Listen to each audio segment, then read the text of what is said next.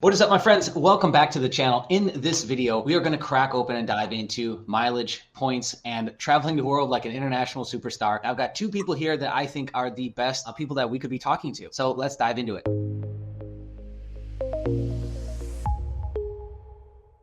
Okay, so one thing that we really haven't covered on the channel is points, mileage, and all of that. And it's really just for a few different reasons. One, I didn't really think that was our area of expertise. And two, there's a ton of channels already doing this. But as I said, I think that I've got by far the two best people that I could possibly be talking to about this subject. So we're going to dive into it. We're going to peel back. We're going to talk about points programs. We're going to talk about traveling the world, all of that fun stuff. And hopefully you're going to get some takeaways, what you should be doing. So let's dive right in. I am joined by Q and RevenGroup. Welcome, guys. Thanks for jumping in. Appreciate you. All right. So yeah, points and mileage and traveling, right? That is a fascinating topic. I think that's one of the things that people really want to master and get good at, but there's a lot of information and they're not really sure where to start. So before we start, if you guys could give me just like a quick little highlight reel of your exploits, adventures, maybe best experiences. If you guys just want to give me a quick rundown on that so that the viewers can understand, some of your experiences. Let's start there. Go ahead, Q. You can just start. Appreciate you, man. Well, first of all, thanks for having us. Secondary, I have been out of the state since April 10th. I stayed in the best Middle East country, in my opinion, is called Oman. It's amazing. It's amazing. Like those people,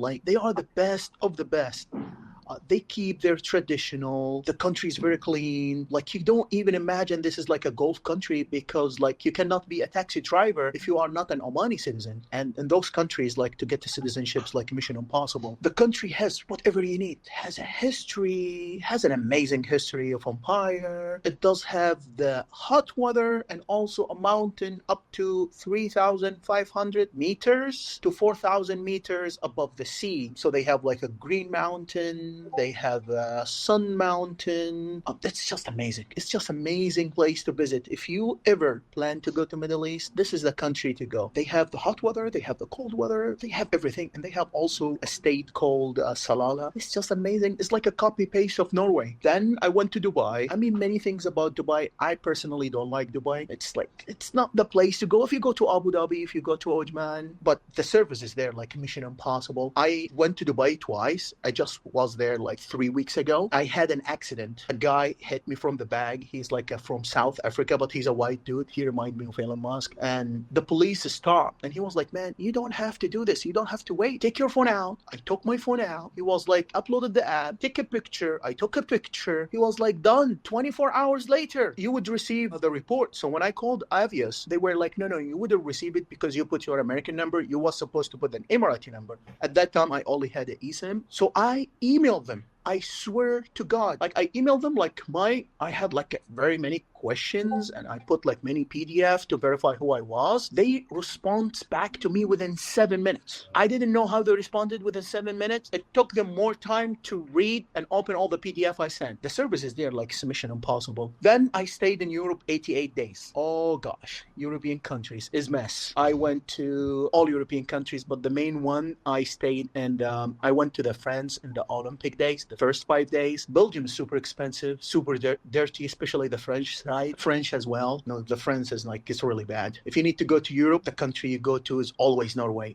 Amazing people, amazing. They're always smiling. It's very expensive, but it's one of the best. I would say Switzerland as well, but the people is a little bit more difficult than the Norway people. The Norway people, they wear I went to the hotel. He was like, what's your name, sir? I was like, Ketan Al-Kaisi. He was like, yeah, your room is ready. Your suite is ready. He didn't even check the passport. He didn't do nothing. I was like, what? How did they do? I made a mistake. I booked with Hertz. I have the presidential status, and I went to the wrong airport. The guy, he was like, no worries, sir. He canceled the other one, and he gave me another one. He matched the price. I was like, gosh, those people are amazing. I would say Spain is amazing as well. It's very cheap. I went to Madrid. It's not the city to go to for a tourist, but I went there to watch a Real Madrid. I'm a big fan of Real Madrid. I watched many games. I watched how many? 7, 8 games. I went to Poland. I didn't like Poland that much just to watch the game. Now I'm back here in India. I would say since then, for almost 6 months and a half, I have stayed in the all hotels. I would say Hyatt, Choice, Wyndham, Hilton, in Best Western in France. Those the hotels I have stayed at, and I've used all the points. It was just amazing trips, and I already prepared the plan for the next year. So the plan for next year is already prepared up to end of August. I don't know what to do end of August, but that's so far. And then we deep down with what hotels I stayed at, what points, what flight I used. We go over, but that's that story so far. Okay, cool. Rev, what about you? Me, this year I've been to Bahamas. I've been to the Maldives, Rangali Island, Conrad. I'm about to go to the Hyatt Secrets in Tulum. I leave on Saturday. I'll be there for like 9 days. Let me see. I've been to the Conrad in Las Vegas, which is awesome, and the Cropford, which are two high-end properties. I've been to, this year I went to Aruba, Marriott Homes and Villas. I rented a home for like a ridiculous cheap Marriott points in order to pull that off. I've been to a few places in the United States, and next year I have a ton of European vacations planned out and a few other things going on. Vegas, I'm going back to Vegas too, but a lot of it is based on points and miles and traveling for free or close to free-ish, right? When you travel outside the country, there's no such thing as completely free. There's a fee you will always incur, and it's based on those hotels. When people look at, like, say, Hyatt, I love Hyatt. Hyatt to me is the best hotel program. Hilton is a really good one. Marriott's a really good one. Wyndham's good. I had status with all three of them, 3 or 4 of them. High status with 3 of them. But when you stay in America, you can literally book in American territories for points for free. But because of those properties are not actually owned by those hotel brands, so Hyatt does not own all the Hyatt properties, and same with Hilton, Marriott, and Wyndham, all of them. They're basically like what you would call franchisee type places, right? So it might say I can spend $30,000 a night for this suite, but then there's a fee that's always going to be incurred because it's outside the U.S.'s territory. But so free is relevant in the United States and the United States territory, but not outside of it, right? You're going to always incur some type of fee, and that's relevant to the place because they're dictated by the owners or group that own those places. So if I had to guess a number in my total travel time in Aruba, Maldives, all of it, I've probably spent maybe $2,000 in fees and maybe $500,000 points in total. And my Maldives trips, for a perfect example, the flight, I spent 150,000 miles to fly there, which was a $12,000 round trip flight. That's crazy. I spent I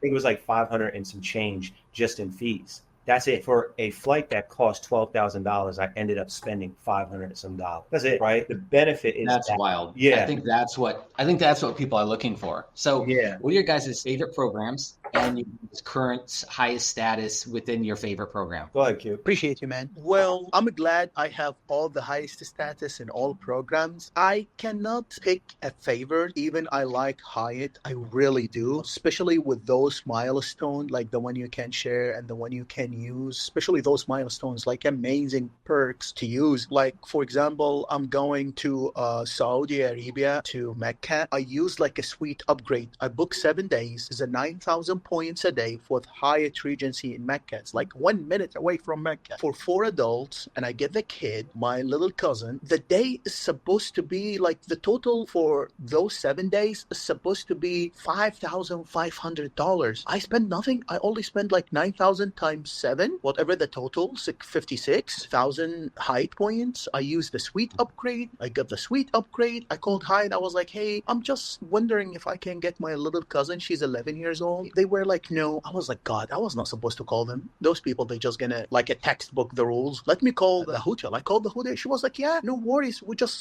We prepare the suite for 4 people, but she's just gonna sleep with you guys. And I was like, yeah, fine. Same thing in Turkey. I'm planning to stay Ramadan there. I did the suite upgrade there, like the day in Izmir, like the day I get it only for 5,000 points, and I use those suite upgrades. Same thing to Hilton. Same thing to Wyndham. Like Wyndham, you need to use in Istanbul. If you need to use Wyndham points, it's in Istanbul. You get like 2 rooms for 7,500 with the 5-star hotels. Like you cannot imagine the hotels, like all in one. Everything you imagine is in the hotel. If you need to use, like if you go to Ireland, if you go to Norway, if you go to Sweden, then Choice Hotel. Like Choice Hotel there, they do all inclusive and they do those type of like rooms with the kitchen, with everything. Same thing, like for example, if you go to Oman or Dubai, you need to use Hilton. Hilton in Oman is killing it, especially DoubleTree. That's not DoubleTree because this is the minimum, like the lowest tier of suite they have is a 1-bedroom suite. This is the lowest tier. Like you cannot imagine. Like the hotel is amazing. It's not DoubleTree. It should be like 10 stars. I personally have all the high status. I have the Globalist. I have the Diamonds in all status. I have the Diamond Select with the Best Western. The only hotel I don't have a status, even IGH, I have a silver status because I stay there in Spain. The only hotel I don't have, Marriott, in my opinion, it's very luxury and they use many points. Luckily, I have not paid any fees. I mean, I have been out of the state since April 10th and I used all hotels and I earned the status. So I didn't do like a status match. I earned it. I have not paid fees, even with Hyatt. The only fee I remember I paid in Europe, all the hotels don't come with a free parking. They have like a parking on site and you do from 15 euros to 25 euros. But even they told me at that time, if I had a Globalist at that time, I only had Explorers. They told me if I had a Globalist, I would get all for free, and if I book with points, I would get the first day only for free. So if it's a paid reservation, you would get it all for free. And I stayed with all hotel, with all the franchise our friend mentioned, Rap. I stayed like how many I have here. Let's go to the brands because I like how they show you all the brands you have explored and they give you like free nights. Yeah, well, you're looking that up. I'll just remind everyone Sure. that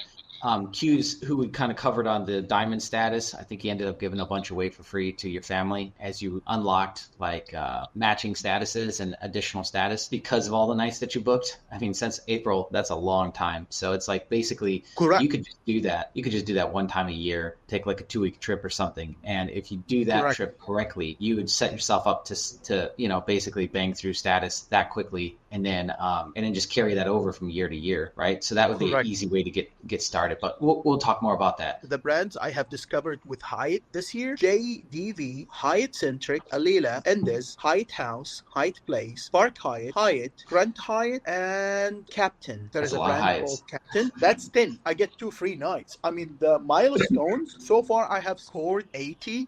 I mean, amazing. Now I, like, if you guys, like both you guys, I know he has a Globalist, so he doesn't really, Ralph doesn't really apply those to him because he's already a Globalist. But for you, need like a Club Access Award or you need Guest of Honor Award. Guest of Honor Award gives you like exactly the Globalist up to 7 days. And same thing, the Club Access Award gives you the access to the club and the breakfast up to a week. I can share this with you guys for free, especially for you because Ralph is already a Globalist, so he already has Yeah, I not to cut you out, I love that. I gave that guest of honor to my brother and his fiance for their anniversary. It blew their mind because they don't travel much because he has 5 girls and she has 2 boys, so they don't tend to travel much. But when they did, it blew their mind. I love those things about Hyatt, the little miles. Oh, the Hyatt, amazing.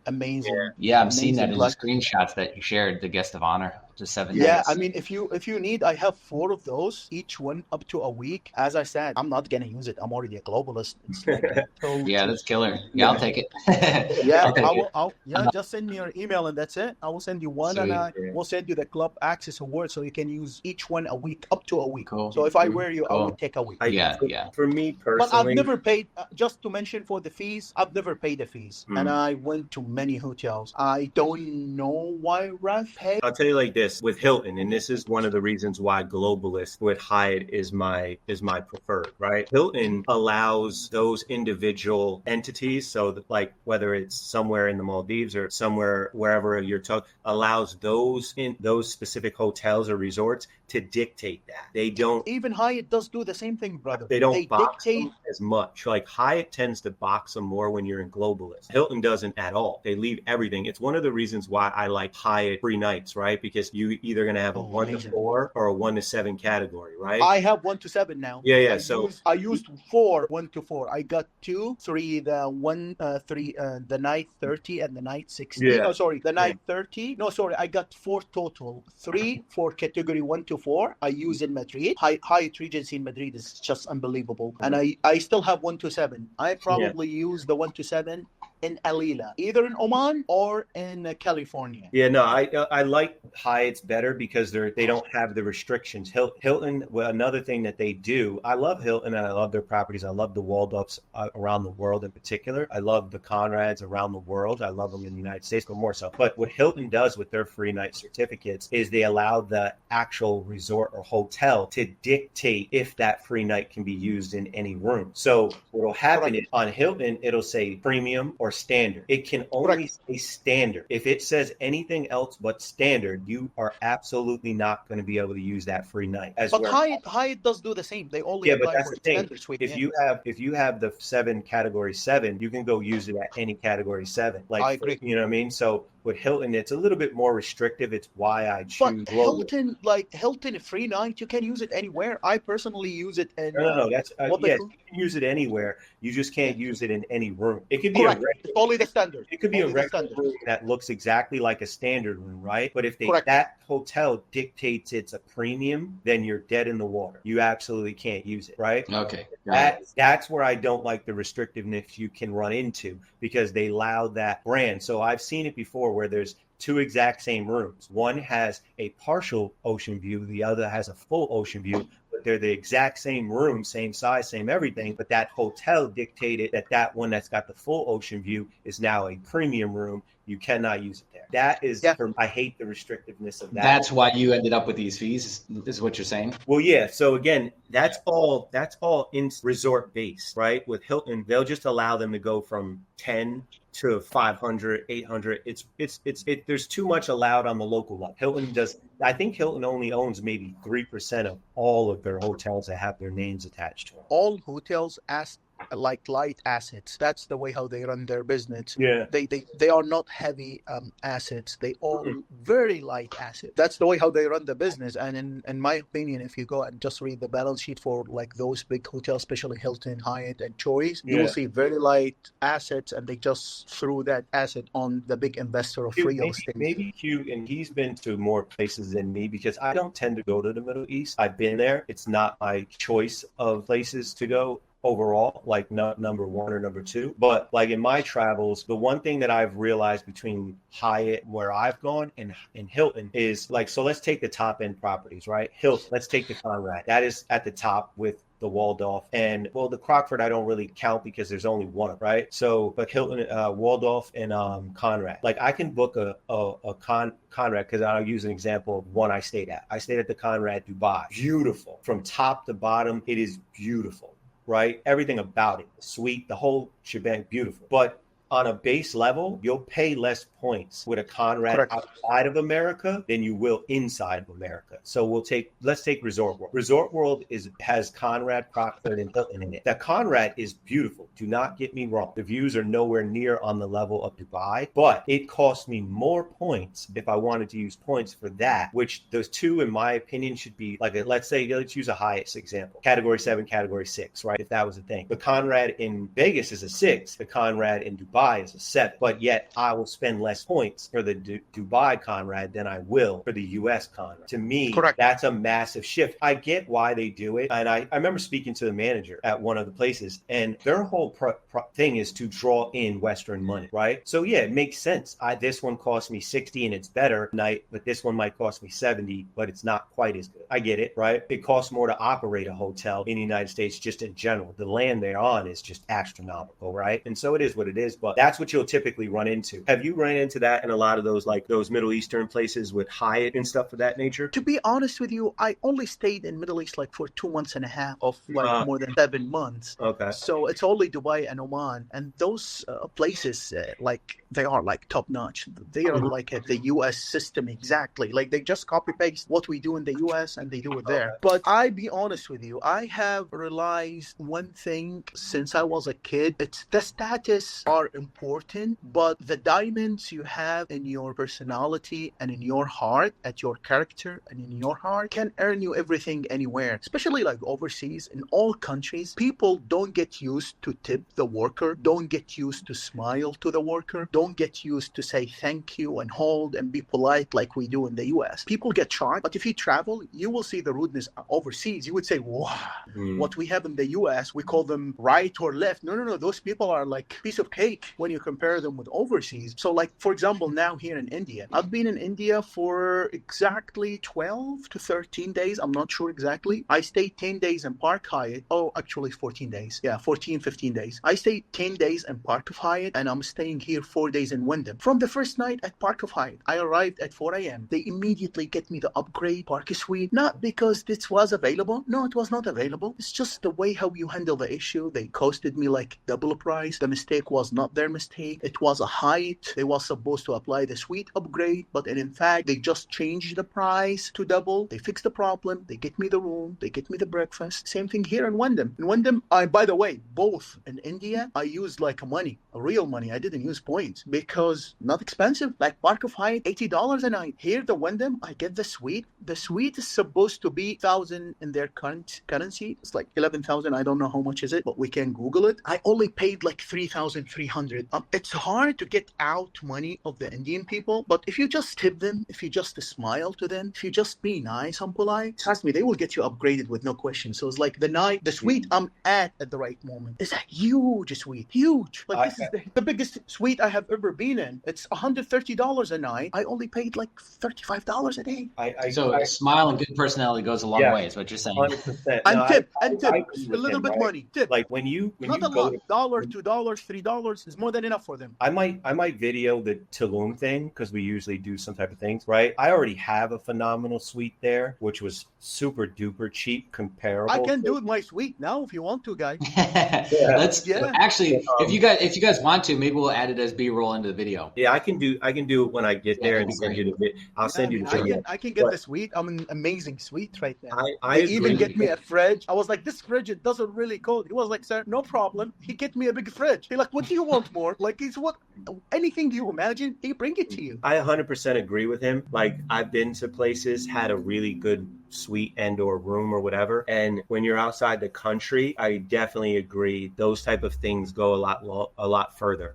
Especially the status and you being nice, right? And tipping, those things, especially like I remember one time when I was at, what was it? The Hyatt, Grand Hyatt Barcelona. And that happened for me. And they brought the manager down to me and it went so seamlessly smooth and just like the communication and talking and, hey, yeah, I appreciate that. And all of that stuff. And like, yeah, I need this person. I like this person. And so we just went back and forth and she immediately took care of everything and shot it up. And it stayed at the same rate as what I had already paid for what I had, right? So I do agree outside of the country, nice, being cordial, and all of those things go a long way, much further than they do in the United States, no question about it. To be honest, in the States, it does work as well, but the people here is just easier. They are still nicer than what we have in the US. Like yesterday, as you mentioned, the manager, I even posted in my Instagram, I have an old post. Yesterday is not old. Like I spoke to the manager, his supervisor introduced me to the manager. The manager, he was like, man, I looked at you, the way how you treated my employee, the way how you shared the food with them, the way how you tipped them, the way how you care. Like they do few things, like you don't serve me them. I don't like people bringing and taking the plate. No. I know how to take it by myself. I know how to say thank you. Like I don't like relying on people too much because that's not a good idea. This is a personal thing. He was like, I've been in this industry for 25 years. This is the first time I've ever seen a guy this type of like down to the earth, humble. It works, trust me. Being nice to the people, it does work like you cannot imagine. Especially if you look, like I always look to the people, what those people are missing in their life. They are missing somebody to respect them, and they are missing somebody to treat them with a smile and a little bit money. And when I say a little bit money, I've never given somebody more than $5. I've never. No, probably I did because I called a few times. Like for example, what I did, because I got upgrade in each hotel I stayed at. Like in Oman, I get, instead of one bag bedroom, I get 2 bedroom. Friend of mine visited me and we get like 2 bedroom suite. Same thing in Dubai. So the guy who really get me upgrade, no, that guy, I give him $20, $25, $30 because he get me from like, instead of like 5,000 points, I was supposed to use 100,000 points, or for the price, I was supposed to pay, like, for example, here, $30 to $130. I got to tip those people heavy, which when I say heavy, $20, $30 for them is a big deal because probably their salary is like $400 or $500 a month. Yeah.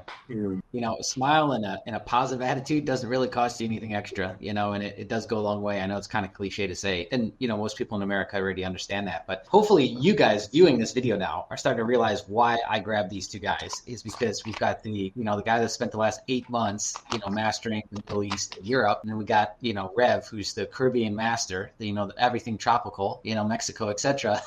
And so, yeah, these two guys together hopefully are starting to paint a complete picture for you watching this. So let's roll all the way back to the beginning, though. Where would you suggest somebody that, you know, regardless of where they're at in their credit journey, they're ready to now tackle travel? What do you suggest they do? Go ahead. I was going to bring it back there. For me personally, I tell people like this, right? Think about how much you can travel, right? First, that's the base, and then go from there. Because here's the thing, Hyatt, Hilton, Marriott, Wyndham, whatever hotel choice, whatever it is that is predominantly where you're going to be traveling, you probably want to start there and then have like a secondary. So for me, it's Hyatt and Hilton. It used to be Marriott, but I don't like how much I have to stay at Marriott to maintain status with them. So I've kind of pushed them to the side. Whereas where Hyatt, I don't want to give people a misconception. It's not easy to get to globalist unless you're actually spending a lot of money or you're staying a lot, right? So you're not going to get to globalist in 2-3 months unless you're just spending every day at a hotel or you're spending an astronomical amount of money. Hilton, you can get diamond status just by credit card. So it's a lot easier for people to get Hilton, and it's why a lot of people tend to start there and then build out as they start to travel more. But what I would say is you start with one and then build out from there and have a secondary, and then you could filter in as you travel more of them. Like me, the only ones I really bother with at this point are Hyatt and Hilton primarily. I have Wyndham diamond status. I do stay at Wyndham. I love their properties in the Caribbean. They have a really nice one in the U.S. Virgin Islands. They have a really nice one in Barbados. So I do when it's convenient and it's more ideal. What I'll say is you start there, right? You go with one and you build it out from there as you start to vacation more and you focus. So one of the things I always tell people is, okay, which status do you want? Which hotel? Figure it out. Then you go from there. Do you get the credit card, and what credit card fits your lifestyle primarily, right? I have the Aspire card with Hilton. It is a $550, I think, a year annual fee. That is steep for a lot of people, right? If you're not using it to get the benefits that come with it. Now, granted, the card comes with a free night certificate and you can get 2 more if you spend on it every year. So you can end up 3. Me and my wife both have our own, and we typically have at least 4 free nights a year, right? But again, the restriction of premium to standard room dictates if we can use it for so. But with them, I like it. Like when I stay somewhere with them, I don't even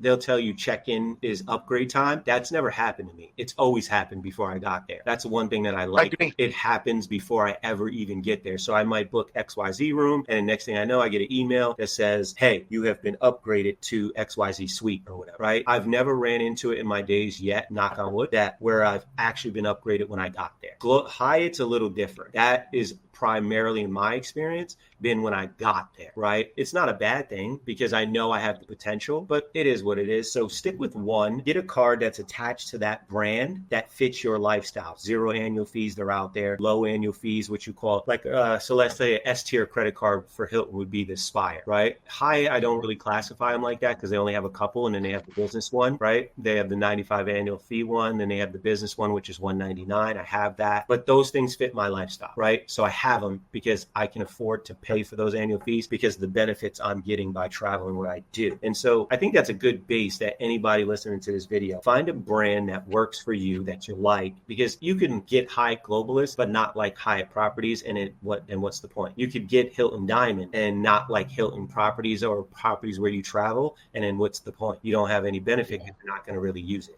I know we're talking quite a bit about hotels, but would you suggest the same for airlines as well? 100%. So airlines are a little bit different because, and and Q knows, airlines have hubs, right? The reason why I specifically choose American, because American doesn't have a primary hub. They have what they call multiple main hubs. So if you're flying out of your airport's main hub, so let's take United. I think there's somewhere in like Georgia or something like that. No, United in Chicago, in Illinois. Chicago, yes. Delta's in Atlanta. Yes. So if you're flying out of their hub, not only can you find more flights because it's their main hub, but you can find better deals and more reward availability. Right? Well, the reason why I like American because they don't have a main hub. So if I fly out of what they dictate I think it's like 7 or 8 now as their primary hub. Texas, Florida, North Carolina, JFK. I know 3 like so far because I only see them. Florida, North Carolina, Charlotte as well. Yes, I have a lot more opportunities to not only get the flights I want where I want to go, right? But a lot more ability to find the best price or miles for those flights because they have so many and I'm not locked into, let's say, Chicago or Atlanta or something like that as a primary hub. I personally like American because they also have a partnership with my favorite hotel, which is Hyatt. They've expanded it quite a bit. They're taking some things away soon, but they're adding some things, so I'm not really worried about it. But airlines are massively different than hotels because of that hub feature, right? And because it's very difficult. They have so many partners in their alliances. So take American. They have One World Alliance. Everyone in that alliance you have a partnership with by proxy, so you can find flights cheaper than with American. The further with any United States airline that you fly from their home place, meaning United States, the more expensive that flight can get. Hence, if I flew with American to Maldives round trip, right? If I could find that would have been probably 400,000 to 500,000 miles, as opposed to flying it with Qatar with 150,000 miles. That's the difference, right? And so it works the same. Based on where you live is more than likely what you should choose as your airline if you want the best rates, most flights available, best award seat availability, et cetera, et cetera. Yeah, that's a great point. I like that hub concept too. Hugh, do you want to weigh in on all this, the hotels and where to start absolutely. with that and airlines? Because we go back to the first question. What you suggest the people to start with is to, for a beginner, they should start with the easy way to target as much benefit as possible. And if you look to the fact, the hotel that has most locations than others, Hilton is very easy. Like you go and open like a credit card for $150, it gives you a $200 benefit. You can spend $50. Even you book at any hotel, even like Hampton, you get $50 per quarter, so your money is back. You get the gold status. The gold status is the sweet spot with Hilton. You get exactly the same thing with Diamond. The only difference, instead of late checkout at 4, you get at 2, and instead of like early check-in at 10, you get at 12. But you still get a breakfast, you still get the second person. So this is the easiest way to start, and especially Hilton is everywhere, and usually Hilton is cheaper from a price point, not from like a point, actual like a mile point. So this is the sweet spot to start from, in my opinion, and it's very easy to gain a gold status. It's like a piece of cake. For the airline is like, it's more difficult than people think. Like, for example, for me, this is the first time ever I spend money in something to gain a status without gaining a bonuses, like for the credit cards. Like with American Airline, I have benefited. Like I only have a platinum. I gained the platinum because I was a explorist with Hyatt, and they gave me this like immediate status match to the platinum. I was supposed to wait like a week to get the platinum pro because I immediately turned to a globalist. I benefited a ton. I got all Windward Alliance. I go to the best lounges, like the best lounges. Those lounges you cannot get in without status. You cannot even pay for it. Even first class, business class, status. So you go to the top-notch lounges with somebody else. In my case, it was a friend and my mother. My mother visited me 3 times in Belgium, in Madrid, and in Dubai. So I could do that. Like, just another thing. Like now with American Airlines, I was thinking, now go back to the state. From India to the state. I looked to the ticket, it's 40,000 points with American Airlines. I looked to the dollar value, it's 571. I was like, no, I'm just going to buy it with the Hilton, with the Qatar Airways. I bought it with the Qatar Airways. I called them. I was like, hey guys, could you please change my frequent number for the airline? And instead of Qatar Airways, Airways, I need you to put me the American airline. They put the American airline, immediately got upgraded. I got the exit seat for free. And those exit seats or the extra legroom seat, they are expensive overseas, like $150, $200 per one. So for example, I'm here from India to Atlanta directly, but like for when I go to Saudi Arabia, I looked at the flight ticket. The flight ticket, I pay $1,100 two-way. When I looked at the ticket, 40,000, I was like, no, let me get the 1,100. I paid the 1,100 for myself, my mother and my father. I put my American airline in all because I booked them all in one ticket. When you book them all in one ticket, my mother will get for free, my father will get for free. We get the exit room because we will stop over in North Carolina and we will have another stop in London, in Heathrow. So we will have two stops in North Carolina and Heathrow with the British Airways. I go to the British Airways, I get the extra leg room. I did the math. I saved more than $2,000 for myself, my father, and my mother for those exit seats for two stops with the lounges, all for the American airline. This now I'm spending money like crazy, and I figured out a way I can gain loyalty points. They have like e-shopping with the American airline. So I go and bought I didn't do nothing. I didn't spend the crazy money. All I spent $75. I get how many points? 4,500 and 3,500, and those goes to the loyalty. So it does count to the loyalty. And I have one more.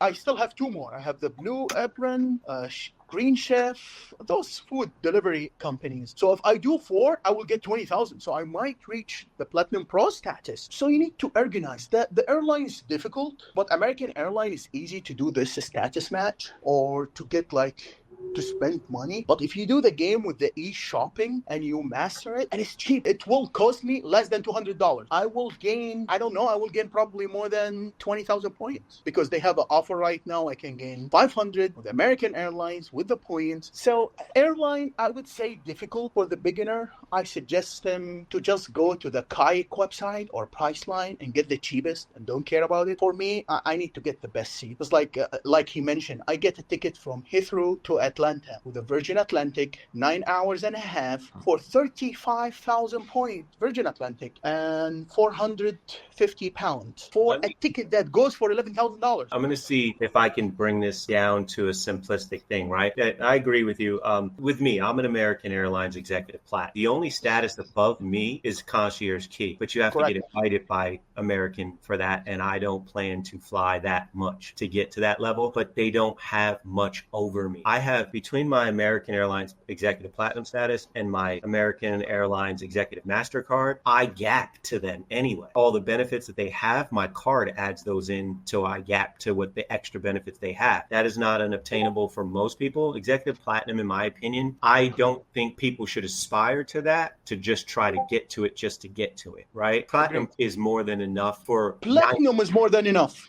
Yeah, more than enough. For international. Gold is not good, but Platinum? No. It's not. So I'll dummy it down to the point of like with American, right? And it's my primary flyer. I used to have, what do you call it, United Premier 1K. It just, it went dynamic, and everything they did, it just became like, this is not, no. And so I stuck primarily with American. They make it simplistic. For the beginners, I will say, and I don't disagree with his Priceline thing, but I will say there are things now available to you to simplify them, right? There's things like Seats.Aero, Expert Flyer, Point.me, Points Yeah, or Roam, with an E at the end. You can use these tools to find these cheap flights rather than just go booking a flight on Priceline, because it's more than likely you'll find it better on any one of those type of platforms. That might be, they might find you, they have the ability to find Save Your Reward flights, cheaper flights. You can put notations in there on these different platforms now to notify you when flights come available in the range you're looking, time you're looking, et cetera, et cetera.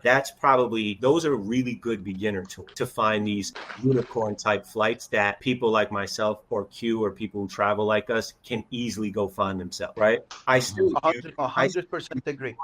Occasionally, just because I get so busy, and I put notifications in there so it can let me know. Like next year, I'm traveling to the west coast, Adriatic coast of Italy, right? And so I put a notification in there to let me know when Savior was released for partnership. And because I'll mess around because it's so far out and I'll forget about it. And Savior Awards are how I did the Maldives thing, right? Qatar released Save Your Rewards seating on their airline to America. Because they released that, I can now see it. So as soon as I knew it happened, and each airline has a distance of how far they release Save Your Rewards. Now, for people listening, Save Your Rewards are just flights issued by partners to the other airline at a drastically cheaper rate than you will pay for the airline you're flying with, that the primary airline you have status with. But so I looked at that, and when I saw that 150,000 miles, let's go, babe, we're in there. So we paid 300,000 miles for 2 tickets that would have cost us almost 12 grand a piece. And now if you put that in monetary numbers on a base level, 150,000 miles is on a base level about $2,000. So for $24,000 flight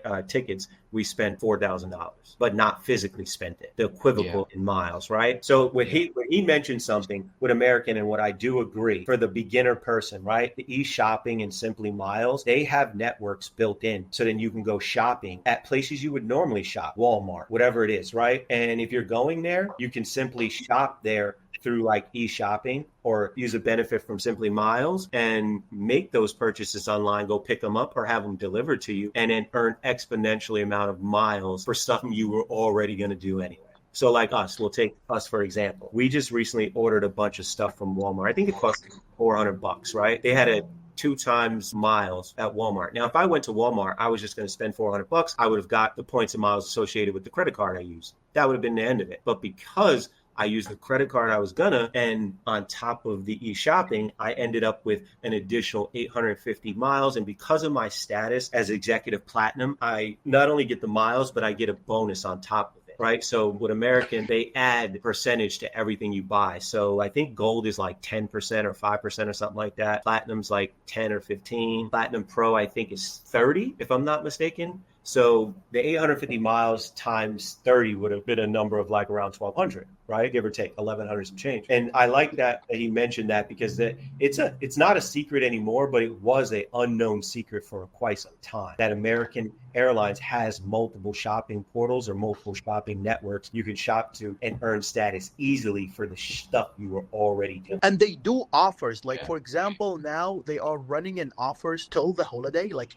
11 days from now. Actually, 10 days, 10 hours, 11 hours. Like, they have an hour. Like, what I ordered, like, if somebody asked me question, say, Q, would you please give me one advice to go and like to the next level of my life? I would always suggest them to read the terms and conditions. And our friend here, he knows how good I am with the terms and conditions. Like, I read the terms and condition, and I sometimes I found like holes. When I say holes, in the biggest company, like you see the biggest company with the biggest attorney, and they are missing this thing in their terms and condition. Like, you get shocked. Like some people, like some big companies, you get shocked how they miss those stupid things. So it's like, I read the terms and condition for the American airline. I didn't do anything. I'm in the website right now. I earned 7,600 miles, and those 7,600 miles, those goes to the loyalty points. That's what I'm looking for. I don't care about that 7,600. This 7,600, it can take me around the trip from Atlanta to Chicago with American Airlines. 4,500, 4,500. So actually 9,000. I still need 1,400 to get a free round trip with American Airlines. That might cost me more than $400. With my status, I can get an extra legroom for free, and I might get an upgrade. Even I know many people, they have an executive status in the US, and especially in those hub places. Yeah. Some executive, they don't get an upgrade because of how many executive there and the key concierge and all those status. So I'm not that much crazy. I just need an extra legroom. That's all I need. If I need to go to the luxury, I know how to get the luxury at some times. Like, I need to try the one now I'm traveling from Heathrow to Atlanta. It's going to be a bed. That's 9 hours and a half. I'm prepared to it. I get an amazing offer. But now I only ordered one. I read the terms and conditions. The terms and conditions says your account must be active for 60 days. active. Let me go. I see how the account can be active. Is there a membership I need to pay monthly? No. Your account is active as long as you don't delete your account. It's free, and all you need to do, you order once and then you skip the rest. Next 3 months, just go ahead and cancel the account. So now they do offer for Green Chef 3,100, for HelloFresh 4,500, and I only spend $72. I still have 2 companies I need to do. The Blue whatever, it's a big company, it's a very old company, and another company called Factory. That's probably, it's gonna cost me more than 128 for both, because there is a minimum on the Factory, like you need to spend at least $70, and they have a plan for $75. So I will choose that. And when I reach the 200, they are running another offer to get another 500 points. I will get like 20,000 points. And I was like, hey, I called my brother, hey, anything you have to spend, use this card. I called my mother, hey, my mother, anything you need to spend, use that card. Because I need to spend like $40,000 by like 40 days. And if I don't have any business expense, only one. I have one property just got rented like 3 days ago. The tenant will move on 8, probably tomorrow. So I'm my brother, hey, anything you spend in this property, put it in this card. Now I was like, gosh, all I need to do is just to go to the e-shopping and do those stupid things, and I earn the status. And then when you earn the status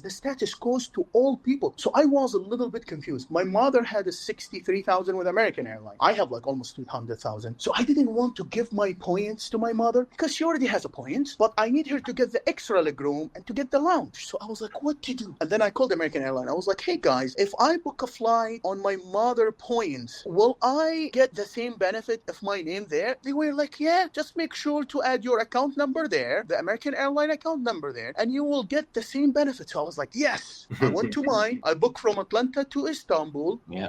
In Ramadan, like end of February 2025, a ticket that goes for $3,000, 22,500 points. American Airline go from Atlanta to North Carolina, from North Carolina or Charlotte, I'm not sure, and then from Heathrow to Istanbul, and it's operated by American Airline and a British Airways. British Airways, when you go to their website, I don't like them. They are really like those British people. Like Senator, let's get out of the negative, but they are too much.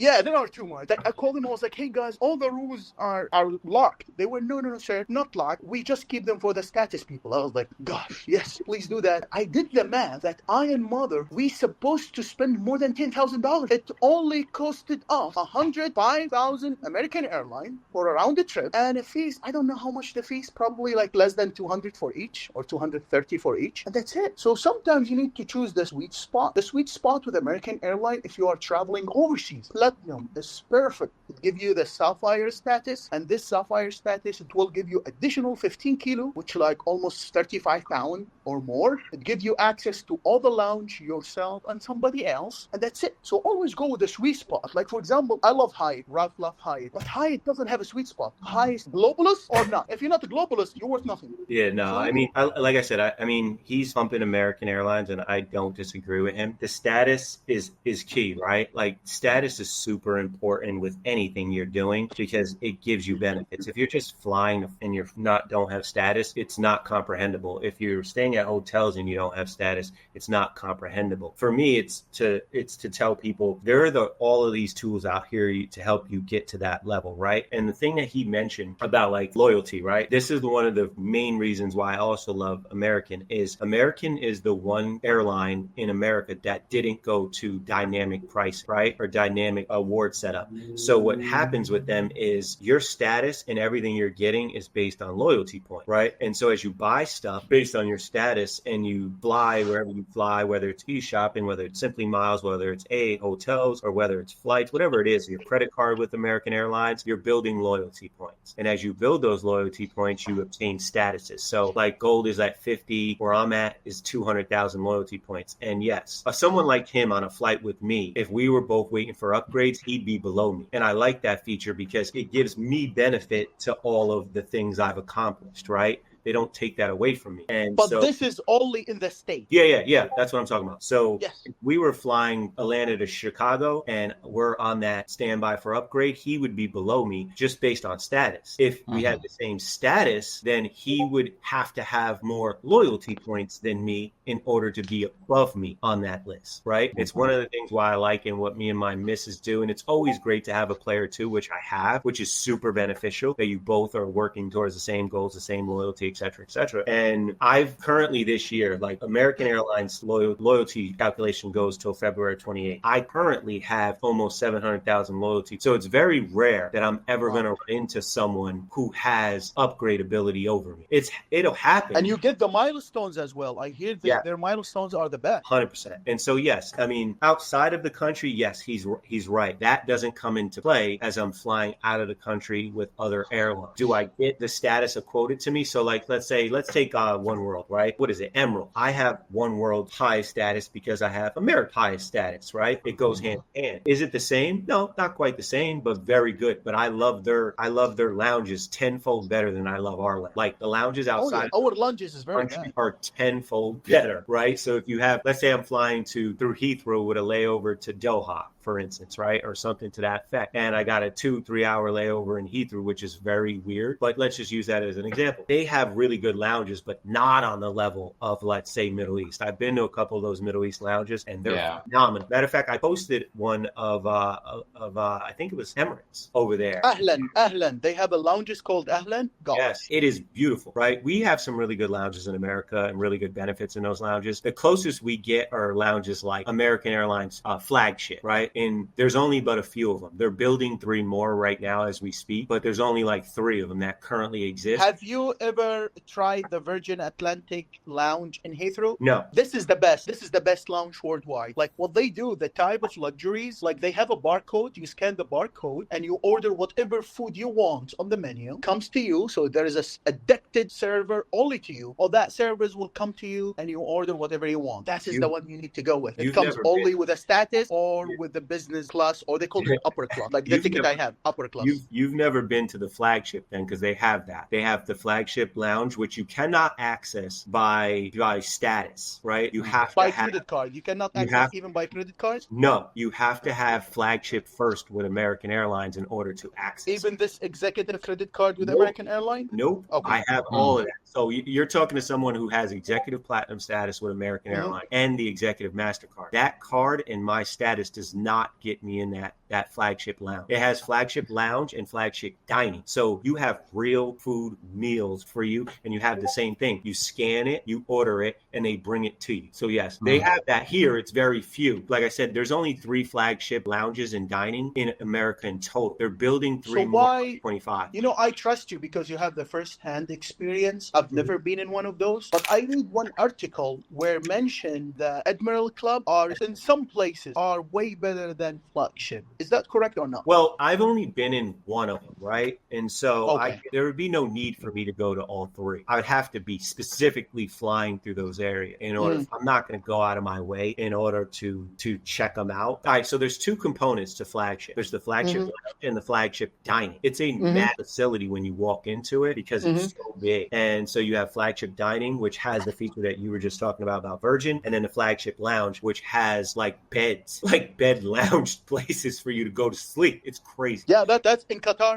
Yeah, it's the closest we have in America to those European things. Now, Heathrow has a flagship lounge. I've never been in it. I don't fly into Heathrow typically or out of Heathrow when I'm in Europe because of those retarded, what do they call them? Then ACP fees. It's ridiculous. Like, but can you get to the flagship with a status? No. Even with the foreigner flight. Like, for example, you are flying a business class with a British Airways, or they called it upper class there. Will that upper class give you the access to the flagship? No. The only way you get into American Airlines flagship lounges is to have flagship first. Like, if you look on American Airlines, it'll say first class, business class, flagship first is a massively different experience than first class. They're night and day. Like, flagship first is lay flat beds with your whole suite thing coupled into you, the access, the food, everything it's just massively different. I fly first also with American, and I flew flagship first a bunch of times, but you'll usually see it on the bottom. It'll say it first. The reason why most Americans don't see it is because only 3 that I'm aware of, and because they've cut them back. There's only 3 routes that you can actually fly in the continental United States that are flagship first, and they're all from the East Coast to LAX. I read an article, but I've never been in one of those. I read an article, I don't know, point or whatever, compared with both services. And also there's like a YouTuber, he's really famous. He went to the flagship in Heathrow, and he compared between between the Virgin Atlantic and the one in the flagship. I've never been in the flagship, but I went to the Virgin Atlantic. The Virgin Atlantic, it's like out of mind. The service they provide there, I have never seen in different country other than Dubai. Because in Dubai, you will get this service everywhere. Now, in Dubai, if you don't get this service, your business will close. The service is like a different board. They treat you like a prince everywhere, as long as you have money. Here's what I'll say about flagship first, right? So like international, and this is the thing I like about American, is when you're flying international, you can access flagship with just regular first class. You have to be flying international. If you're flying, in America, you can only access flagship lounge with flagship first. It's weird. I don't know why they do that. If you ask me, it's stupid. It makes sense for me because they take the benefit the other side. Like for example, we flying American airline. I give you a legit example. When I've flown from Madrid to Dubai, they have many airports there, like Terminal 1, 2, 3, and they are huge. But they have the 5S. The 5S is only for international routes. 4S. The 4 is for the anything in Europe. 4S is for the international routes. When I tried both Liberia. I tried one with a priority pass, the local one for the European one, and I tried one with the Sapphire status, me and my mother. No, that one was unbelievable. You must try it when you go to Madrid. And you go like from Madrid to international, not in Europe. Should be from Madrid to the US or any country. It's amazing. Like Iberia, amazing lounge, like top-notch lounge. And they don't allow any person to get in other than first class or a status. So yeah, the American airline as a part of One World Alliance, they must do that because they are not partner. They are a part of the One World Alliance. I'll give you another example. You can book a ticket with the Etihad Airways with your American airline. Etihad Airways has one of the worst miles ticket cancellation policy. Their policy is a bullshit. Like this is the only thing you can say. Like if you are close to the flight, they will deduct 75% your miles and no refunds for your tax and the actual money you paid for the taxes and fees. If you are kind of 50%, if you are far away, 25%. So it's really bad. So you must be 100% sure that you are flying with the Etihad Airways in order to transfer from American Airline or other airlines to Etihad Airways. But you can do that with American Airline. But when you cancel your ticket, you will not get immediate reinstate to your miles to your account. You have to call American Airline. American Airline transfer you to the international customer service. The international customer service will refund the miles and points after a human being review everything and request from the partner to leave the hold and get the miles back. So if you need to get Etihad Airways, but you're not going to gain any status benefit because they are a partner, they are not part of the One World Alliance like Emirates and Etihad. So you can take it both ways. Sometimes you go just and buy it with cash. Because I looked at all flight going to Saudi Arabia, and then I found out the best route will be Qatar. Even from Atlanta to Doha, it's 15 hours one-way flight. I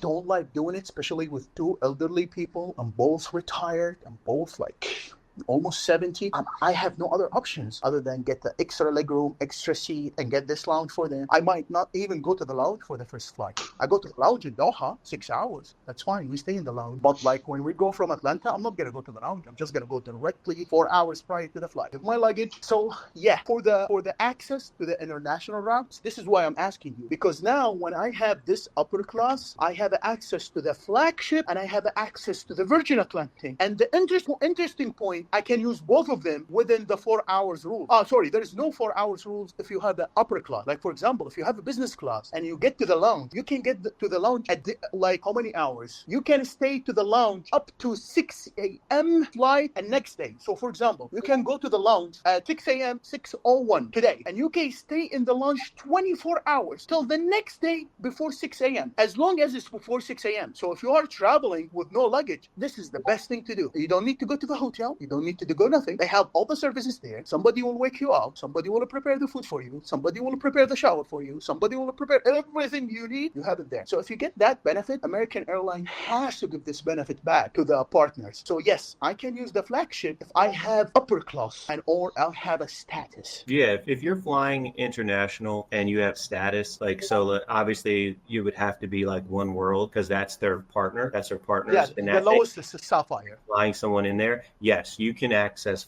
the flagship lounge. The dining is not all the flagships have dining, but a vast majority of the ones in around the world. In America, I think only LAX and I think DFW out of the four that are in America. I think they have three more that are in process of being built right now, but I think LAX and DFW are the only other two that actually have the dining attached to it, which is a whole nother experience. And so they restrict it. I like how they restrict it and I like how they restrict their admirals too, especially in America to a degree, because I said this in your group before, you can't get into the admirals lounge only but two ways. You have to buy a first class or business class ticket, right? Or you have to have the executive MasterCard. That's it. Or you have to pay the fee that they tell you have to pay in order to access. So they're like what a lot of the other airlines and lounges, you could just get in by credit card. It's one of the reasons why Delta scaled back American Express's access, or cardholders' access to the Delta lounge, because it was getting overran, right? I like that about American, because they've restricted it to only but a couple of options. Either you're in first or business, or you have to have the executive MasterCard to get to the Admiral's Lounge, unless you want, I think it's $100 or $150 for 1 day access. Oh, $150 or $50? No, it's like $100 or $150 to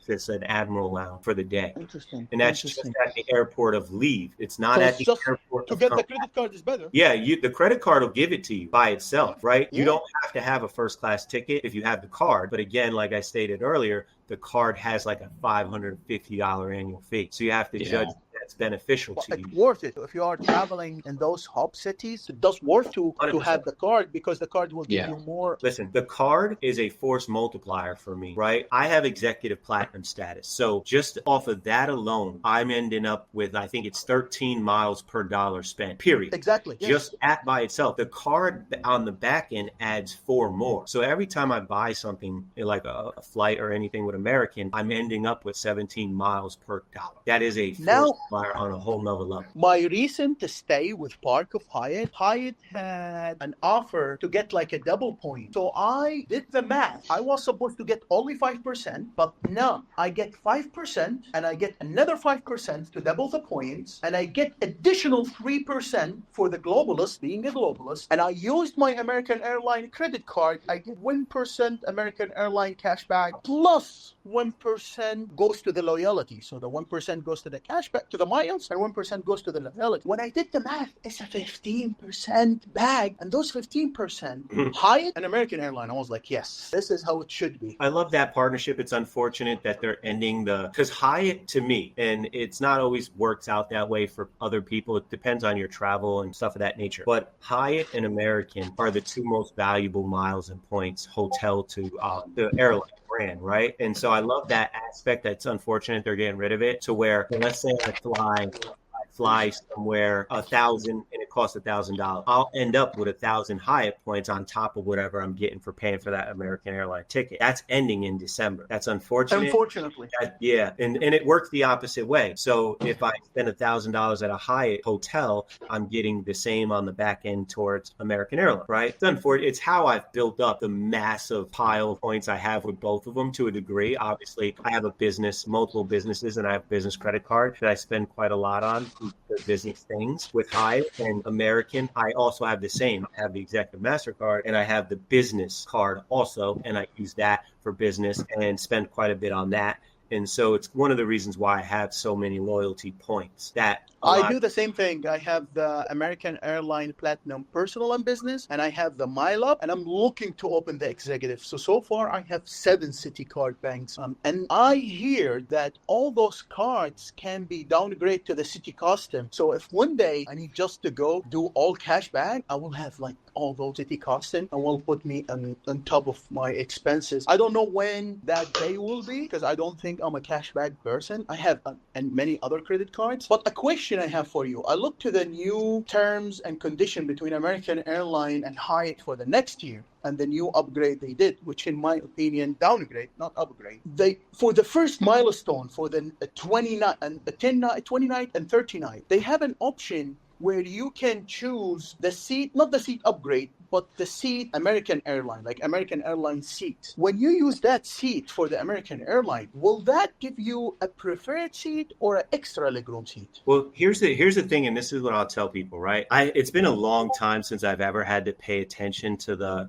those preferred seating and all of those coupon things. But what I will say is the second you passed gold, those things are useless, because Correct. you pass gold, then you already have the ability to But you can gift it with the Hyatt. Yeah. They have this amazing thing. You can gift it. Like, for example, if I get this seat, if it's an extra legroom, not preferred, which I think it will be a preferred, that's just thinking. If it goes a preferred, if you get the preferred seat with American Airline, it just one stop. It's like goes from $49 to $100. So if you can give this to two people, goes to up to two people and two routes, and this person is traveling with another person and apply this in the same ticket, you can save like $300, $400, $500 easily. No, I agree with you. But what I was referring to in particular is those appointed seats, right? If somebody's looking for status, then all right, let's say you get gold, and this is the thing I like about American, right? So let's say you're platinum right now, right? And you break through platinum pro. You don't have to wait till the fiscal year turns over to become platinum pro. You automatically become platinum pro, continuing on through the following year, right? So the second you pass gold and you get to platinum, you already have the ability to pick those seats regardless. That's for myself and anybody else. Yes. It's in my ticket. If you're saying to gift. Oh, if you want to gift, then yeah.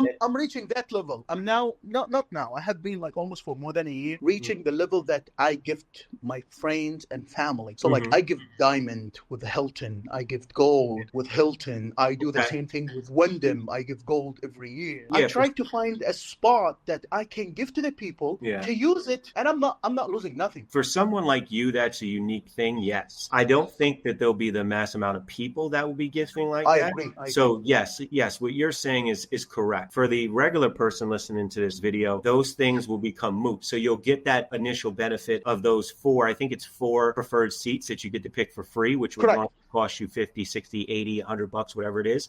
But once you pass that and touch platinum, those 4 certificates are useless at that point, unless you do want to use them for someone else, right? Or gift them, or whatever you can gift, like the new Hyatt setup, gift it. Outside of that, the average person that's listening to this video, they get gold. And the minute they touch platinum, those things become irrelevant for them in their I 100% agree. To be honest, for the airline, I highly recommend everyone to just go and buy from those websites, like from Rakuten. Like I personally earned from Rakuten 140,000 points since like less than a year. A year. I mentioned this in the group, Jay. This was like months ago, right? I don't know if anyone paid attention to it. Me and the missus, she loves Rakuten, right? And she loves Rakuten, amazing. And ordering it and either picking it up or having it delivered. And I have exchange back as American Express points. So it spends $10,000 on Rakuten in a year. I end up probably with a couple 100,000 American Express points at a bare minimum, right? There's a lot of ways, but for those people that are just beginning, I'll go back to where we started, the hotel thing, right? And I do agree with Q. Hilton is probably your best starting point because of the gold. Yeah, the gold is enough. It's more than enough. Not your best starting point unless you're actually traveling considerably, because globalist is where you want to be. Discoverist, Explorist gets better, but Globalist is really where you want to be. And the Explorist, it will only give you an early check-in and late check-out. There is no breakfast, there is no free parking, and that makes no sense. 100%. Now, what I will say is people always pay attention to the big names, right? So you hear the Hyatts, the Marriotts, the Hilton. I like that he mentioned Wyndham because I actually really like their setup. I like their price points. I like how I can get really nice places for a really dirt cheap. And especially if you receive an offer. 100%. So the hotel I'm at the right moment, the one I get an upgrade from 3,000 Indian, 3,300 to 11,500. I used our 4 accounts. I use my brother account, my mother account, my father account, and my account. They have an offer. They are running a promotion right now at Wyndham. This year, I have earned it twice. I earned it in Istanbul, and I earned it here. If you stay 2 nights, whether those nights points or cash, consecutive or individually, as long as a qualified 2 nights, every 2 nights, you will earn 7,500. So I did the math. I'm being very honest. I did the math. I'm staying here 19 days. I would say 19 to 20 days. So for night, for any person, I will earn 15,000 points for each one of us. For my account, for my brother account, my mother account, and my father account. My mother, my father, and my brother will earn additional 5,000 points if they own a Wyndham credit card, which in our case, yes, my brother does have the business one, and my mother and father, they have the low tier, the one that give gold status, but actually they have a diamond because I did like a match status with the gold or the Hilton they have. So now I'm earning 20,000 plus 15,000. I'm earning 75,000 points for a room that goes for $35 a night with a breakfast, with everything, and I get to upgrade to suite room for $130, and those 75,000 points will get me the 5-star hotel in the heart of Istanbul. You get 2-bedroom, like 2 twin bedroom connection with 2 bathroom with 2 full for 7,500. So the 75,000 will allow me to stay in Istanbul for 10 days in the best room, with the best breakfast, with the best team possible. All right. Yeah, So, that's the way to do it. I 100% agree. And so that's why I bring them up. And whether it's, don't get fixated on the big names, right? Because they're not always the best for your specific need and where you're traveling or what you're doing. But I do agree, back to the point, Hilton is probably your best starting point. Right? Correct, because it's everywhere. And start to get better. Well, that's a misunderstanding that people have. In actuality, look it up. Wyndham has more properties worldwide than any hotel. That's crazy because people don't realize it. Because Wyndham or Hilton? I thought Hilton is number one. No, Wyndham has over 9,000 properties worldwide. Hilton only has like 81, 8,200. Wyndham has 9,000. They have a lot of properties, and I've been to a lot of their properties in a lot of different places and/or in the United States and outside the country. They have some really beautiful properties. So yeah, I would say Hilton is probably your better starting point, right? Gold, because you start to see real benefit at that level. To the airlines, American, right? American is probably most people, especially in America, their best starting. And because of the simplicity of earning status, right?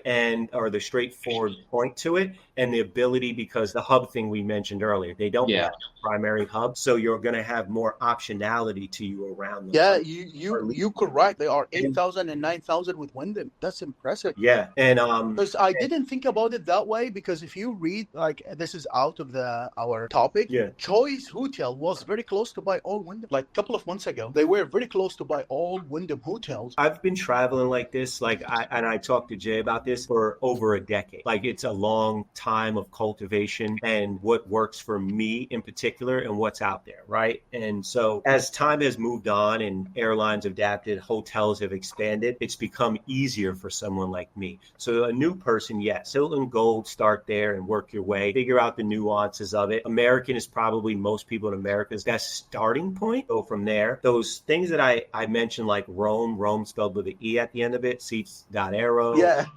flyer, point.me, they will help you search simplistically for those good flights, those award flights, those low miles or low cost flights, right? And then you just start from there and then you build it out. Then you look at those 2 that you've chosen and look at the credit cards associated with them and which ones fit you. Do not jump off the bridge and get a bigger card that doesn't fit your lifestyle just because it adds more benefit. If you can't use the benefit, it doesn't make no sense. And we'll deal with Americans. Say the exact, it's a $550 annual fee. If that's too big of a leap, don't go there. Go get the regular platinum card and then build the 150. Yeah, and build up to it. Same thing with Hilton. Do not go aspire to get the Aspire card just to have it, right? Get the regular one with no annual fee. Get the Surpass with the, I think it's $100 annual fee or whatever. Yeah, 150 now. Get something like that and build up and then go from there. And then use those tools to fine tune and get used to searching for what you're looking for, right? Because as you stay firm in one program, if you're with, let's take the airlines, if you're with American, Delta, and United, and you're flying with them all, you don't have the greatest ability to build up status because, one, all 3 of their programs are uniquely different in how you build status. 2, you're spreading your money through 3 instead of 1. I would rather put my money into one that's the most useful for me, build the status with them, and then go from there. Same thing with the hotel. Don't just go staying at 5 hotel brands because you can. Stay with one that's most ideal with you, that works for you, and then build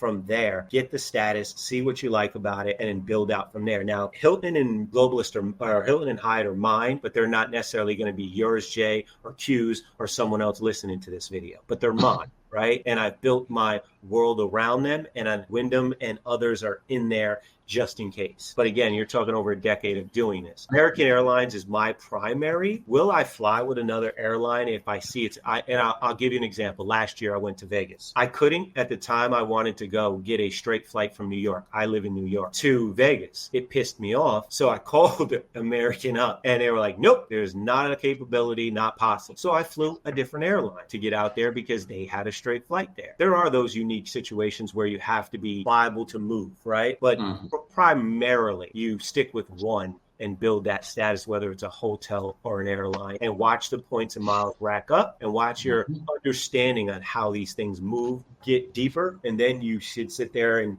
a year down the road, you could be someone like me, executive platinum, say, hey, I get this now. I'm traveling XYZ places for minimal to no money, right? Or you can be a globalist like Q or I, or a Hilton Diamond or a Marriott. I don't think their top status is reachable for the average person. Titanium, yes. The average person, what is the one above it? With a credit card, you can get the titanium, I think so. Or platinum. Yeah, titanium, yes. I had that. But there's one above it. I forgot the funny name they call it, but there's one above, right? That's mostly unobtainable for the average person because I think it's going to take either like 150 days of staying at Marriott to get there or a combination. It's crazy. It's like retardedly crazy. And then Wyndham Diamond is not hard to hit if you're staying with Wyndham. You can get it with a credit card. Yes. See, like Wyndham, you can get with a business credit card. I have it. Choice, you can get the platinum with a credit card. Hilton, you can get gold with a credit card. No, but what I'm saying is their status is not hard to hit. Just correct. By spending to get there, like some others, right? The credit card, yes, the business earner will give you Diamond automatically. I have that card. I've had it for I want to say maybe like almost 4 years now or something like that. So yeah, I don't ever worry about losing it. So when it comes time to come to the Wyndham Bowl, which I do not get me wrong. I love Globalist with Hyatt, but I'm not stupid enough in my travels to know that Hyatt is always going to be the best option for me. I agree. Yeah. In your journey of life and the experience you have accumulated for that long, and that's something you do part of a business, not just to traveling, I 100% agree. Probably the difference between I and you, and I see this is the biggest difference. You are a merit guy, so you are a loyal. I'm a single, so my loyalty goes to the most beautiful flower in the garden. But you have to be. Yeah, I think that's the main one I can think of. Our conversation. But there are few things you can do very easily with the hotels. The hotel's very easy. Like you go and open like a choice credit card, the free one. It gives you a gold and you do a match status. You get the platinum. The Wyndham, you get the diamond and you give a gold to somebody else for a credit card, $95. With what the hotel, the Best Western, you get like a select diamond immediately with the credit card you get. There is a hotel I even get with American Airlines. I got the points so with a different account, and I need to call them to merge the account, and I have never had a time to do that. It's in the US. They have one in Egypt and they have few others in different countries. But for the airline, I mean, I see the cheapest way. Go to Rakuten, go to like a website, like from Rakuten, less than a year, I, my mother, father, brother, and sister-in-law, I'm 100% sure we gained around 300,000 points. Like myself, 140. I'm 100% sure positive. With my brother and my mother, and that very basic thing, like an account or a membership or whatever the hotel called Sonesta, Sonesta. Like I earned 120,000 points. I only spend like $5,000 a year to get like $30,000 every year. The same thing with the Choice Hotel. If you get the credit card for the Choice Premium, they give you 30,000 points every year. 30,000 points allow you to stay in the best hotel. Not the hotel, it's like all-inclusive hotel with a kitchen, 2 nights in Norway. So there are ways to gain the benefits of the hotel. Not difficult even for the beginner, but for the flight, yeah, just go Rakuten. I said Priceline. I personally like Hyatt because it shows you the cheapest date. Like they put the green thing, green and yellow and and orange. So at least you know the date. Then when you know the date, go and compare the price with all other those websites, like whatever, Expedia. I personally like Rakuten because I get a point and I connect with my American airline, transfer to American airline. Like for example, now I will receive 20,000 points from Rakuten next a few days on 15th of November. Yeah. Those on 15th of November, I will immediately created a Hawaiian account. I will transfer the points to the Hawaiian account, and from Hawaiian I will do instantly transferable point to Alaska. So I will earn 20,000 Alaska points of doing nothing.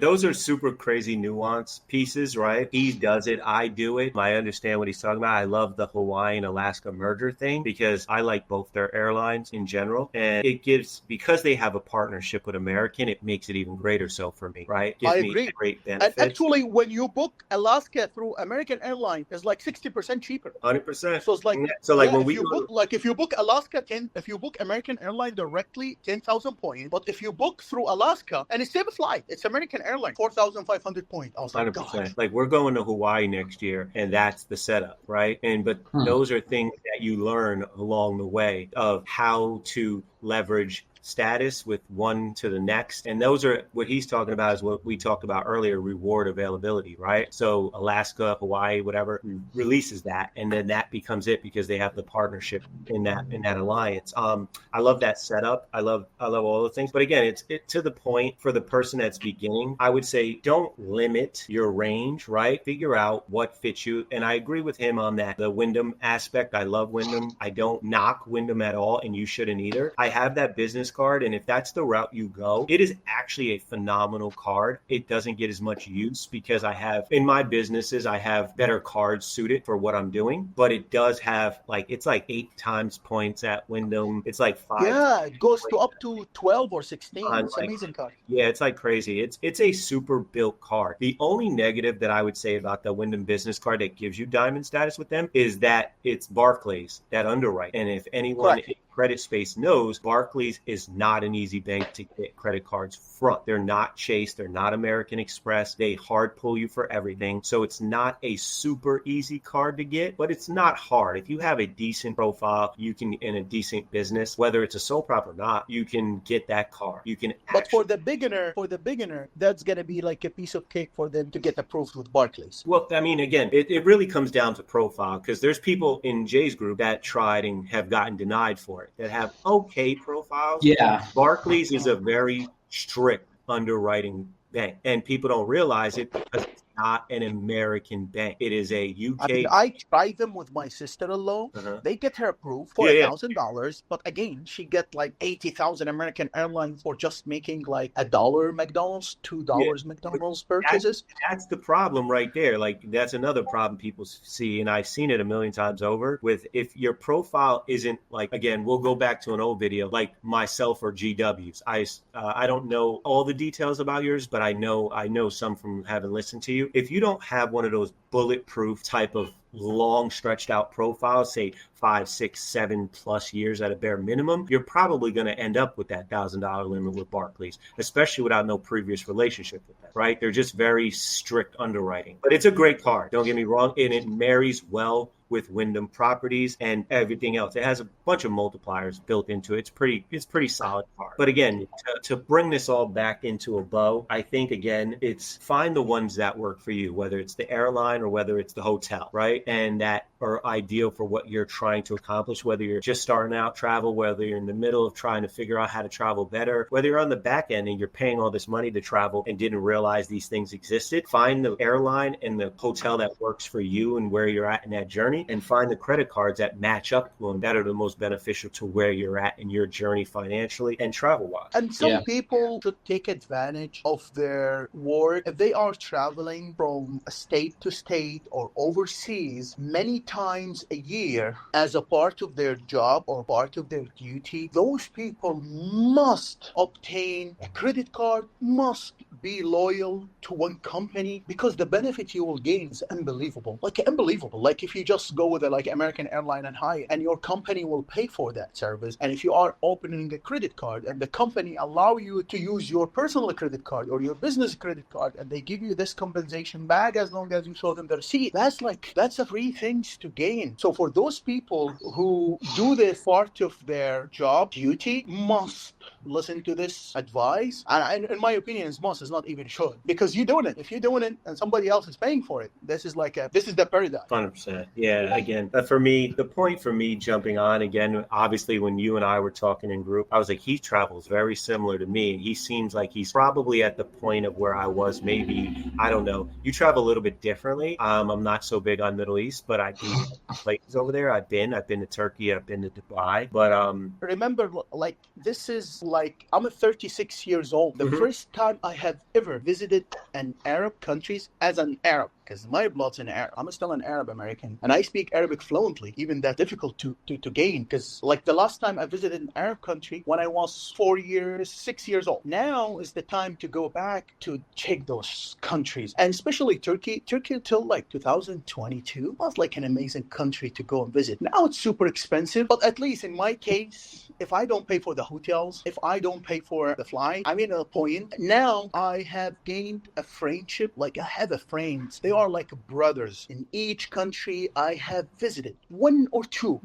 I trust them. It's very difficult to earn my trust because it's earned. It's not something you can buy. Like those people, they allow me to meet other people. Like now I have a guy who can rent me a car, give me a full insurance. Like even insurance, like when I get an accident, when the car get to the maintenance shop, I don't pay the rent. I will get another car because it's under the insurance. Overseas, if you had an accident, if this accident is my mistake, I will pay for the rent while the car is in the maintenance shop. So some stupid things you cannot recognize till you get in it. How much it cost me? $26 a day. This is in Turkey. Now in Turkey, you cannot even rent a car for $50 a day for a manual, not even automatic. Like for me, I only know how to run the automatic one. So this is why I go to those countries, because I have never been in it. I've seen Europe even when I was a kid. So I have nothing shocked for me. Like, let's go and figure Europe. I'm leaving the US to the end. Even I've seen many states, but I've seen it, not discovered. Discovered is something, seen it something else. Discovered is the point you go and live part of the people, you see the tourist places, you go and live day to day.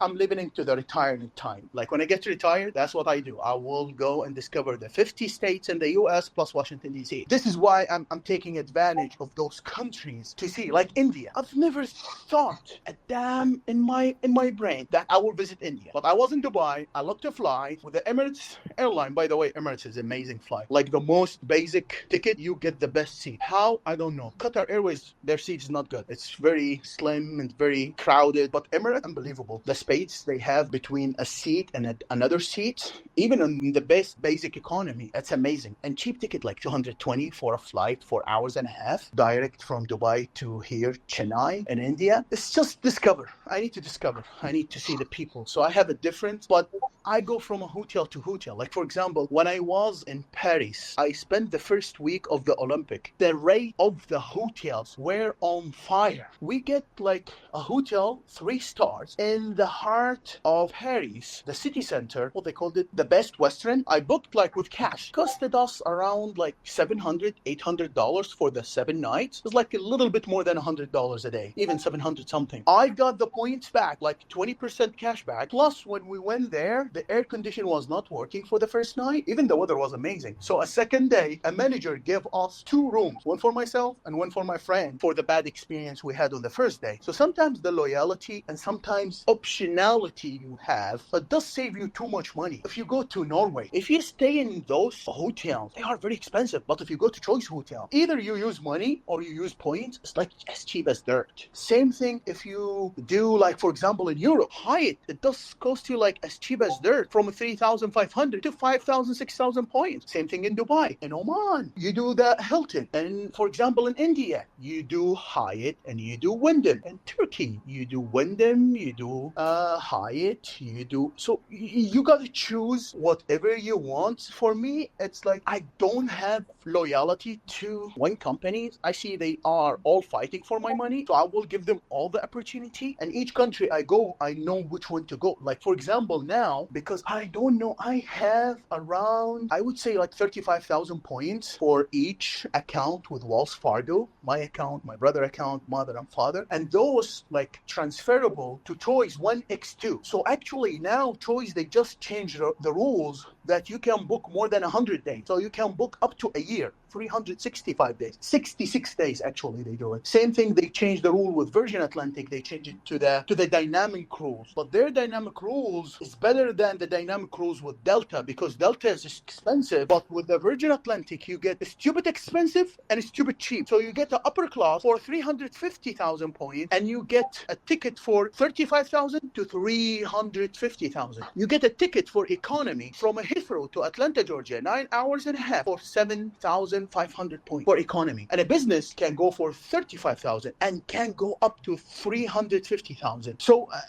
I agree. Those charts show you the cheapest. I personally don't use it. I like to discover everything myself. I see no enjoyment when a computer is going to show me everything. I need to be faster than the computer. And sometimes when you be faster, sometimes when you be faster than a computer is bad. That just happened to me with Virgin Atlantic, because I knew the terms and conditions. If I cancel the ticket, I will only pay a fee of £30, and I get reinstated the miles, and I get my refund taxes and fees back. And those taxes and fees expensive, like £750, £450, so not cheap. Now with the new dynamic rules, no, you get charged £70. So I paid £100 for nothing just because I canceled the ticket twice. Yeah, I lost money, but I earned my way. Some other people, no, they need to learn a different way. Both right, nothing wrong, because sometimes I agree. For me, it's to people listening, it would be more based on what they're trying to accomplish and how fast they're trying to accomplish it, or how they're built in accomplishing things, right? There's a lot of tools out there, and then there's a lot of groups out there, right? In particular, there's one, they're pretty good. I remember when they popped on the scene, I paid attention to them. I don't pay much attention to them anymore. It's on Facebook. It's called JGoo. Take a look at them. They do this. It's what they do. They have like quite a lot of people. I would have to say 1 million or more who subscribe to them and their process. They're pretty good at what they do. There's another one called Frequent Miler. They're like a whole. Oh yeah, this one get sued by American Airline, and they gain a ton of money of them. They'll give you a good basis about traveling. It's particularly JGoo. They have a Facebook group. I don't know how many people's in it still, but I know there was quite a lot about 5 years ago. And all of these tools are out there, can help you get to understanding how we're talking about points and miles and traveling for free or close to free, depending on where you're going, and simplify it for you more than any video we could shoot, because a lot of what we talked about might overwhelm some, right? And it's why I keep it as simplistic things. Just pick a hotel, pick a airline, pick a card that falls in line with your lifestyle and your priorities and what you're trying to do with both of them, and then build from there. But programs like I was saying, Seats.aero, they can help you in that process with airplane, picking flights and finding cheap flights, etc. And groups like JGoo, I never seen anything bad about them. Again, I haven't paid much attention to them at all, but they're out there and they can help you understand travel and what's a good deal and what's not a good deal. It just takes time in the space to understand a lot of the nuances of what we kind of just discussed. We covered a lot. We covered a lot, boys. We're like 2 hours in. So thank you. Let's wrap it there. Any last advice that you guys have for people listening? Otherwise, we'll wrap it there. Go ahead, Q. I would say, please, guys, and that's true. Like, I personally have gained nothing, like from a benefit, likewise, from money or things with like spending 2 hours with the people, other than I love those people. I love Wallet Monkey. I love Rav. So please, me, in the middle of the vacation, I spent 2 hours discussing those things and sharing the knowledge with other people. So my point is, please show the appreciation to the Wallet Monkey channel. Give him like, comments, whatever, because he does do that for a living. He loves this, and he does that for a living. And we me and Ralph both supporting him. Like, see, he has a plan to work on Saturday, to travel on Saturday to his vacation. I'm in the middle of my vacation. We get this time to you guys with no other than just requesting the appreciation, giving the like, thumbs up, whatever those YouTubers ask. Usually that viewers to do. Doing the algorithm stuff, and it's 3 a.m. for me. So we're all showing up for you guys, and that's the point. You know, like that's why we do this, because we love it. And yeah, if you guys want to get back, that's what we ask: is just like, comment, share, subscribe, all the fun stuff that helps us grow the channel, right? And so we can reach more people and hopefully change more lives. Because this little thing that we got going on here has a big impact, and we see that every single day with the feedback that we get and the people that we interact with. So thank you guys for jumping on with us. And yeah, you guys, you know the deal already with what to do. Comment below if you've got questions. We'll interact with you. You know, join in on the community, get a deeper level of access to us and great people like who you just listened to for the last 2 hours. But yeah, thank you so much for watching, and we will catch you guys in the next video. Hey, you should subscribe. 60% of you are not subscribed yet. Right there. Okay, bye.